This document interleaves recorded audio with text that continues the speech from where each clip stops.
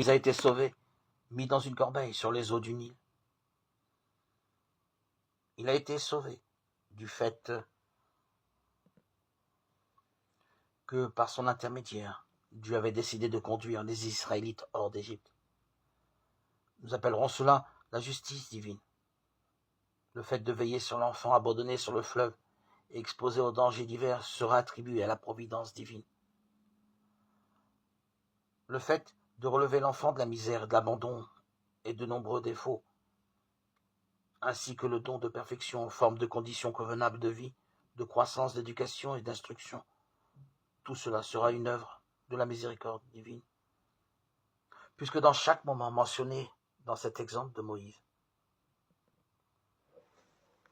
sauvé des eaux du Nil, ce qui nous frappe, c'est la misère de l'enfant. Et nombreusement que nous pouvons dire que la bonté divine, c'est la miséricorde qui crée et donne. La générosité divine, c'est la miséricorde qui comble de dons en abondance, sans aucun mérite de notre part. La providence divine, c'est la miséricorde qui veille.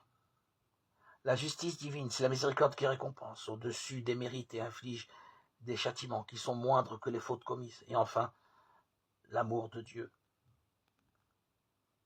c'est la miséricorde qui a pitié de la misère humaine et nous attire à soi. Autrement dit, la miséricorde divine est la principale force mouvante de l'activité divine à l'extérieur, c'est-à-dire elle se trouve à la source de chaque œuvre du Créateur.